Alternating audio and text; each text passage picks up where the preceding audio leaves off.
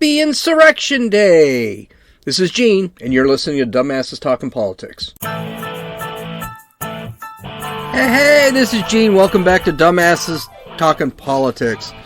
So, CNN and MSNBC will have specials all day today. New York Times has 8 opinions on this subject today. Washington Post has 13 opinions on this issue today, on this event today. And the House of Representatives is having all sorts of hearings on this event today. Merrick Garland is still looking to throw President Trump in prison because of this today. What am I talking about? Insurrection Day. That's right. It's the 1-year anniversary of the Capitol riots. Will all great things happen? With all the great things happening in 2021, it's hard to believe, in 2020, it's hard to believe that it's been a year. That it's only been a year. It's hard to believe that it hasn't even been a year that Trump was impeached for the second time. That's how bad this 2020 was. It just took forever to get through this year. Now, here's the thing. January 6th was a terrible day. I was watching it on television. Contrary to what everyone's been, I don't know what I was doing. It was a bad thing to see. I thought it was really bad because not of the violence necessarily, but because I knew the media was going to demonize every conservative because a bunch of conservatives acted badly. Yeah, I mean, these were conservatives, but how serious we should have taken those conservatives. I mean, one of them was wearing face paint and Viking horns. These conservatives were taking selfies in the offices of our elected leaders. One of them stole Nancy Pelosi's lectern and walked out of the building with it. I mean, these were not serious insurrectionists. They were just a bunch of white trash hicks that hardly represent the conservative movement. This was a riot, not an insurrection. We know this because the big players in this were already convicted of trespassing, mayhem, and destruction of property. There were between 500 and 700 people. I'm not sure how many were arrested, but between 500 and 700 people were arrested, and those that were convicted, even the guy with the horns, got 6 years, only 6 years, and it was just basic mayhem and destruction of property and trespassing. He didn't get it for treason or insurrection. None of that happened. So, in fact, none were really convicted of a violent crime altogether. I think a couple were. There was violence. 150 police officers were injured. But I do want to point out, there was $1.5 million in damage done to the Capitol building. But only one person was killed, and that was Ashley Babbitt, who was shot by a Capitol police officer who's always been a little questionable with his weapon. I mean, this is a guy who lost his gun in a bathroom. This is not a good... This is a guy who probably shouldn't have been a police officer, and that's probably why he shot her. We know no Capitol police officer died through violence. The media lied about it, of course. 5 died of natural causes. 1 of stroke. A couple died of heart attacks. 1 died of... a couple died of suicide. But the media lied about it. They sat there and said that the cops, 1 cop died because he got hit in the back of the head with a fire extinguisher. We know that didn't happen. And of course, the Democrats kept that a secret for forever. I don't want to minimize what happened here. But the reality is, this whole thing became a narrative for the press. This BS that we're seeing today is a narrative for the press. That all Republicans are evil insurrectionists. It is not the disaster, let's say, of a 9/11 or a Pearl Harbor, which is what they keep pushing. It was a terrible thing, but it wasn't that bad, especially when the truth finally did come out.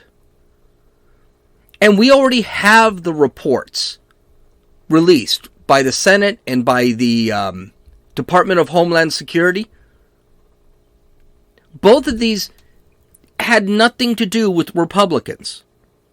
They stated that the Capitol Police were not prepared. They stated that Nancy Pelosi did not call extra Capitol Police during the certification of the vote. The reports revealed that Muriel Bowser, the mayor of Washington, D.C., was asked if she wanted extra guard and extra police on the streets. She said no. By the way, who does it sound like was really at fault for the Capitol riots? For me, it sounds like Democrats, Nancy Pelosi, Muriel Bowser. They should have known maybe something could go wrong here. And they did nothing about it. Here's the thing. I really have no more to say about what happened. I'm going to sit. I do have some says, because this is the big news story of the day. Democrats are in huge trouble this year. They're going to lose the House and the Senate. And there's a very good chance they're going to lose in 2024. They probably are going to, and they're going to lose because of their crappy policies and because the country is falling apart and they're doing nothing about it. They need something to strike the emotional bone of the voters. And the best way to do that is bring Trump up. This is Trump's riot. Now, he's not completely at fault for it. He did cause a lot of it. He did build anger in people. But the only way Democrats can get any attention off of Biden and his failures is to go out and bring Trump back up, because he's such a polarizing figure.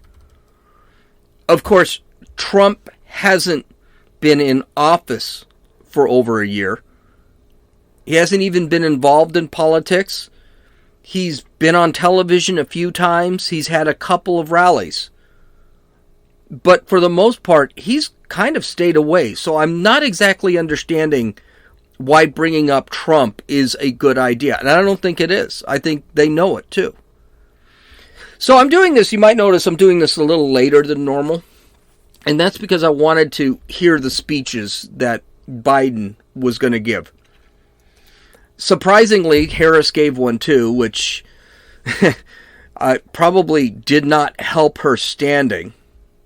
So I waited so I can hear what they had to say. And of course, it was either exaggeration or lies. It was the world is going to end mantra if you don't do voting rights and approve a $5 trillion budget package. That's essentially what this came down to.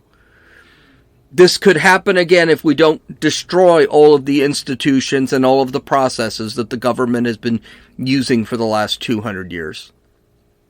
Let's start with, but there is something that you should hear that I think is rather unnerving and almost fascistic. Let's take a look. Let's first listen to Kamala Harris's opening for her speech, which, God, people wonder, she wonders why she's so unpopular, and it's because of race, it's because of her sex, it's all this. She should listen to herself speak, because she just speaks in nothing but hyperbole and exaggeration. She's just terrible. All she needed to do in this speech is actually laugh once, and it could have been worse. So let's listen to this. Fellow Americans, good morning. Certain dates echo throughout history, including dates that instantly remind all who have lived through them where they were and what they were doing when our democracy came under assault. Dates that occupy not only a place on our calendars, but a place in our collective memory. December 7th, 1941. September 11th, 2001.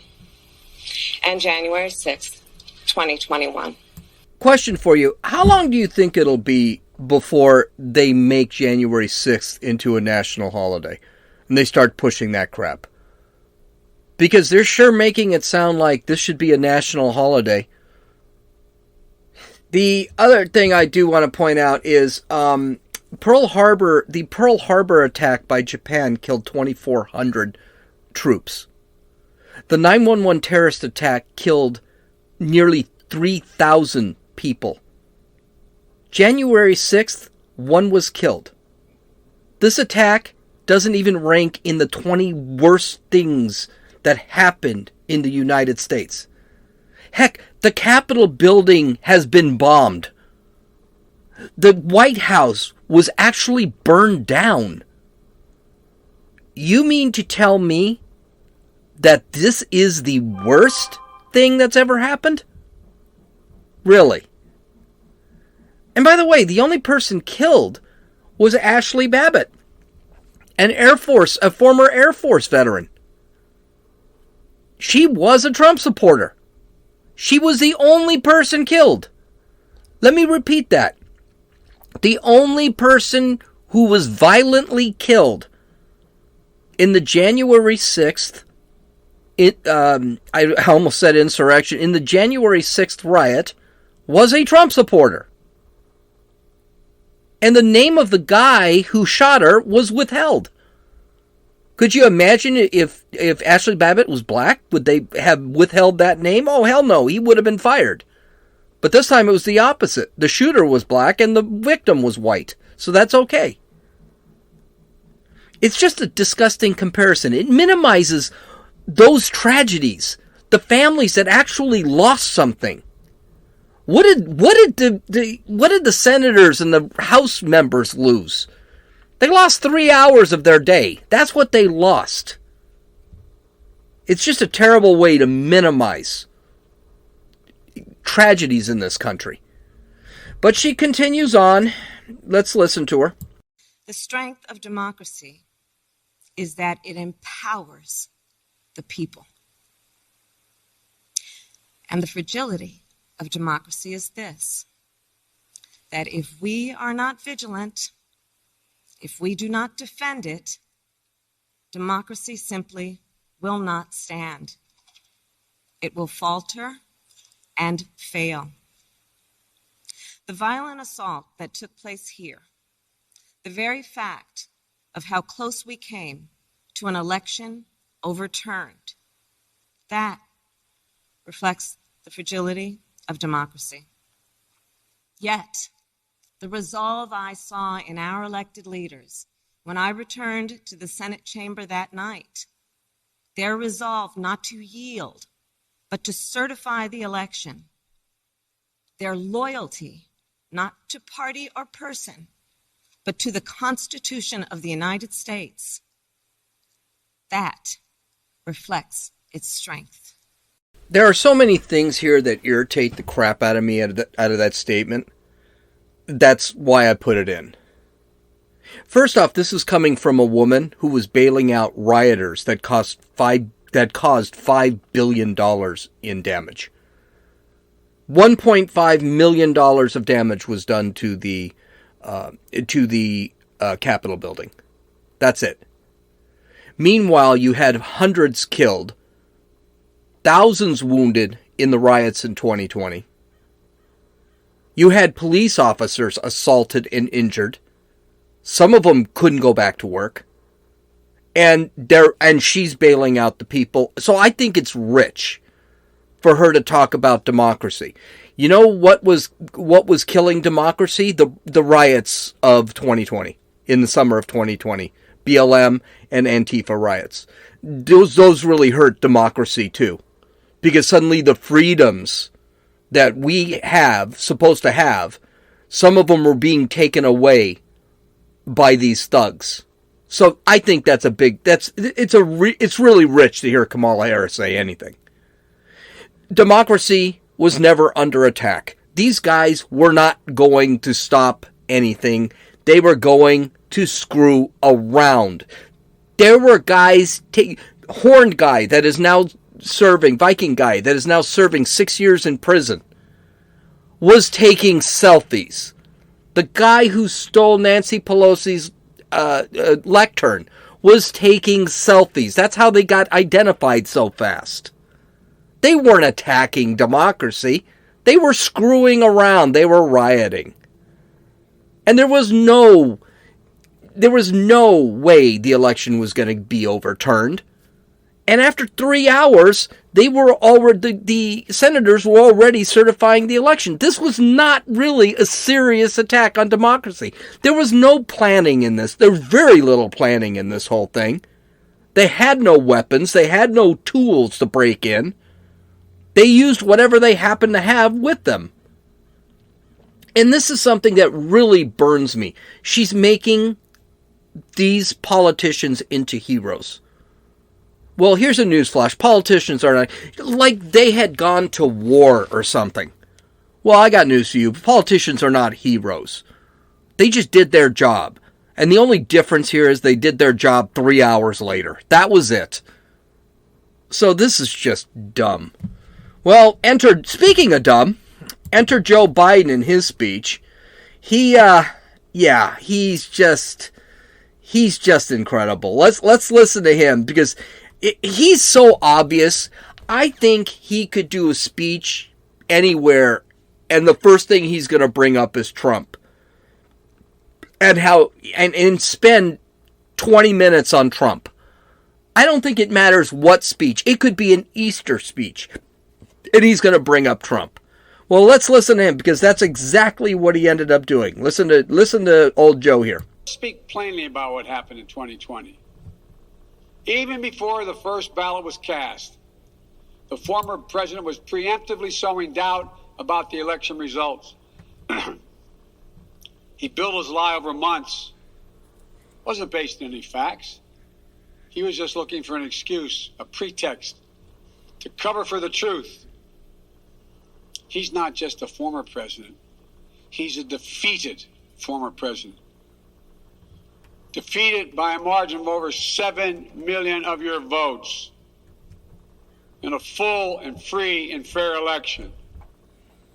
There is simply zero proof the election results were inaccurate. In fact, in every venue where evidence had to be produced, an oath to tell the truth had to be taken, the former president failed to make his case. Just think about this. The former president and his supporters have never been able to explain how they accept as accurate the other election results that took place on November 3rd. The elections for... How this guy has a 40% approval rating, I don't know. I mean, you listen to the guy, he's like an old man that just babbles about whatever. I mean, he just spent a lot of time babbling about Trump here. I mean, first off, he says that, he's been starting these lies months before the election. Wait a minute. That didn't happen to him? Didn't Obama administration spy on the Trump campaign? Didn't Hillary Clinton fund the Steele dossier, which led to 4 years of the media accusing Trump of being a Russian stooge? What does that have to do with... You mean to tell me you're the only one that Trump's the only one that has been messing with your presidency? He spent a minute and 14 seconds trying to convince the country that he won legitimately. I got news for you. I'm sorry. I don't think he won legitimately. I have no proof of it. I'm not being a conspiracy theorist. I just know what I saw when I went to bed on election night and what I saw when I woke up on the day after the election. But if the election was so legitimate, why does he have to keep saying it was legitimate? I'm sorry, if I don't commit a crime, I'm not going to sit there and keep defending myself for not committing a crime if I didn't do it. But he keeps doing this. And then by calling Trump a failure? Really? Not only is that is very divisive for a good 43-44% of the country. I think Trump has more support in his worst days than Biden ever had as president. You just told everyone they're stupid for believing that Trump was a good president. He used that term failure 3 times. But here's the thing. The purpose of this January 6th garbage is to bring Trump back into the picture. Here's the thing. Hasn't been in office for over a year. People are, Trump, okay, but he's not in office anymore. Why do you keep bringing him up? The only way that Joe Biden thinks he will look good, and his is if he brings Trump and compares himself to Trump. Here's the problem he has. He's doing such a crappy job that no one thinks that Joe Biden is better than Trump. Independents definitely don't think so. Independents, he's down in the 30s in approval from independents. Again, why it's only 30, I don't know. But here's the next clip. And this next clip I actually find quite funny because it is so stupid. Listen to this. To me, the true patriots were the more than 150 Americans who peacefully expressed their vote at the ballot box. The election workers who protected the integrity of the vote. And the heroes who defended this Capitol. You can't love your country only when you win. You can't obey the law only when it's convenient. You can't be patriotic when you embrace and enable lies. To me, the true patriots were the more than 150 Americans who peacefully expressed their vote at the ballot box. This is the dumbest statement I think he had made. Probably the dumbest statement made. Let me see if I can bring this up. Let me see if I can straighten this out here. You can't love your country when you win. Only when you win. Stacey Abrams and Hillary Clinton bashed the system as racist and sexist when they both lost. Stacey Abrams still thinks she is governor of Georgia. So, yeah, you're right. You can't obey the law only when it is convenient. The BLM and Antifa riots violated the law and were supported by Democrats, including Kamala Harris bailing out the rioters. We've got massive lawlessness. And these Democrats, they continue to press for no bail, press for no jail time. And then the big one, you can't be patriotic when you embrace and enable lies. Joe Biden lies, and his administration lie every day. This whole January 6th thing is based on a lie. You know, the one thing he should have done, look in the mirror. Don't make a statement like that without knowing what you're doing. What is it? Don't point out the splinter in your friend's eye before you remove the plank in your own. A Bible verse, I'm sure I jacked it up. Okay, but this next statement from Merrick Garland, thank God he's not on the Supreme Court. This one should be a little bit chilling because it really, if we can use his past crusades to determine what he's saying here, this could be very scary. Let's listen to Merrick. The Justice Department remains committed to holding all January 6 perpetrators at any level accountable under law, whether they were present that day or were otherwise criminally responsible for the assault on our democracy. We will follow the facts wherever they lead. This statement should make you uncomfortable. Okay, I exaggerated by saying chilling, but it should make you uncomfortable. Here's the thing. What exactly is he talking about?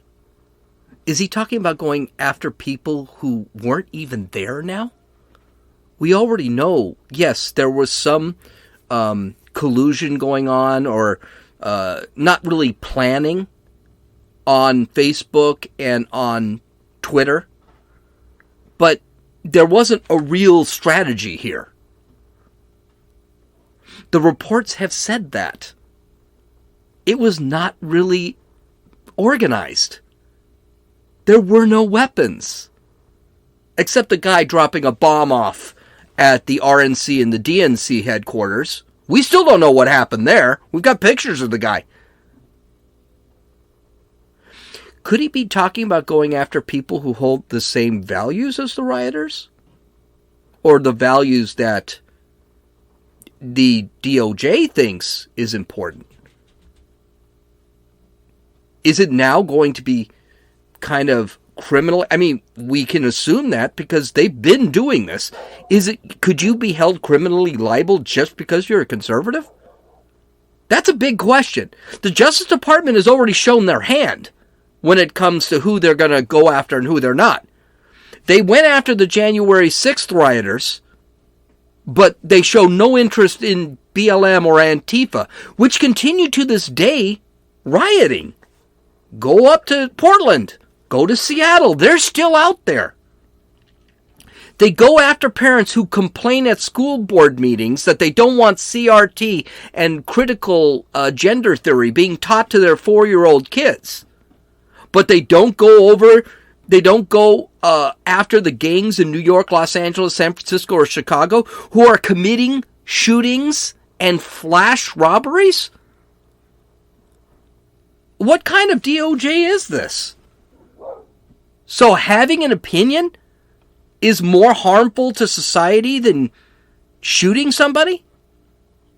Having an opinion is more harmful than stealing somebody else's property? This is what's happening. That's a statement you should be wary of. That's the one that's scary. All right. So I really put my thoughts here, but Ben Shapiro released a rather long set of tweets about this whole thing, and I think he's hit this pretty much on the head. So it's better if I just read it. Let's just go through this because I really like this take. So the first section, quote, "Today is the first anniversary of January 6th, the riot predicated on a falsehood pushed by Donald Trump. A riot which did not prevent the certification of the 2020 election by Vice President Mike Pence and Senate Majority Leader Mitch McConnell." Now, I wouldn't go this far. I don't necessarily agree with him in all of this. Trump, we don't know if Trump's had any falsehoods. Remember when it came to the election being stolen, he just couldn't prove it. And there was a lot of questionable things that were happening on election night. What Trump said couldn't be proven, and the point of overturning the election, yes, and he was incendiary. He was very loud, he was very vocal about it, and he riled a lot of people up. Yes, I'll go with that. But personally, I thought that Trump should have just shut his mouth and take it like a man, like a Republican. Because that's what Republicans do. We don't whine and cry like Democrats do when they lose, like Hillary Clinton or Stacey Abrams. I thought Trump showed a lot of a lack of self-interest. He looked like he was just into himself at that point, not the country. You lost the election, move on. All right, Shapiro continues, "It was not a coup or an insurrection, nor was it charged criminally as such. It was not a turning point for the republic or referendum on American political violence. It is now being exploited by the political class to dramatically revise Republican institutions, including federalism and the filibuster. The outsized focus on January 6th by the media and Democrats is a pure act of political opportunism and should be seen as much. This is absolutely true. Chuck Schumer on Sunday said that he's going to push for revising, which means getting rid of, the filibuster to avoid having another January 6th. Biden and Harris said we need voter reform, including mail-in ballots, ballot harvesting, no voter IDs, and automatic voter registration. How this works with January 6th, I don't know. And all of that stuff has never been done. We've supposedly had good elections before. But all of these things, and I live in California, I don't think there has been a legitimate election in California in probably 12, 14 years. But January 6th isn't a thing. Why are they bringing this thing up? That's what they're doing, to avoid another January 6th. We need to do voting reform. And again, this begs the other question. Why revise voting procedures if this last election was the most fair of all elections of all time? Well, because it probably wasn't. Okay, I'll continue here. The game is to suggest that January 6th was a grave threat to democracy and that the threat has now metastasized into a full-blown political program pressed by the mainstream Republican Party, and that this requires concerted democratic destruction of all institutions. Biden is not hiding the ball. Schumer is not hiding the ball. I just told you how they're not hiding the ball.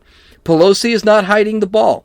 If the question on January 6th had remained whether riots are bad, whether criminals should go to jail, or whether we ought to follow legally certified election results, we'd agree. But the question has now morphed, and it's morphed within hours of the January 6th events. The question morphed into whether the entire Republican Party and all of its voters could be saddled with the mantle of insurrectionary violence. That's what makes what Merrick Garland says scary. Because now you just have to be a Republican, vote Republican, be a conservative, and you're part of the insurrection. Okay, let's continue on. And the follow-on question became just how much should evil Trump voters be censored? Parler and AWS are the examples he gives. Or whether we should dispense with the filibuster to, quote, save democracy, end quote. Or whether we ought to federalize voting procedures like ballot harvesting and banning voter ID. The crocodile tears from the left about the woes of the police officers on January 6th ought to be taken with precisely the seriousness they deserved, given their 2014 through 2021 quest to label police systemically racist and ignore massive violence against the cops throughout the BLM riots. And the crocodile tears from the left about refusal to accept election results ought to be taken with precisely the same seriousness they deserve from a party of Stacey Abrams and the Russian election interference and the Facebook is to blame. That's Hillary Clinton. One need not downplay the evils of January 6th or the lies of President Trump's post-election in order to recognize the games being played. Politics is always politics. Always. One thing Shapiro didn't talk about much is the deflection from the failures of leadership in this administration. He talked about what Shapiro was talking about was the Democrats are using January 6th as a reason to tear down all the institutions. And we shouldn't take it seriously. Now, I think most people don't, but I don't know. Looking at the poll numbers, I don't think a lot of people are taking that very seriously. But Biden's domestic, foreign, and economic policies have all failed. All of them have failed. This is an opportunity to blame Republicans for all of Biden's failures and continue with these failed policies because that's what they want. And Biden's there's other news today that may make January 6th more important make it that we need to continue this deflection. We need to deflect more. Because now the Fed is talking about raising interest rates in March instead of in mid-year, July. Raising interest rates typically causes people to be laid off. Could you imagine if we lost more jobs than gained 1 month at the end of a pandemic where the entire economy was shut down? That's a possibility. And Biden's going to need something to deflect away from that. Unfortunately, I don't think anyone's taking this serious. They don't even show the January 6th Commission's meetings. No one seems to care. So Democrats can go for this. They can sit there and they can keep talking about January 6th and stuff like that. I just have a feeling nobody's listening. And I know no one's listening today. Except CNN. All right. Visit my website at dumbassestalkingpolitics.com. And I'm still working on that video. I got to get it uploaded. It's kind of large. I hope you have a great day. This is Gene, and you've listened to Dumbasses Talking Politics.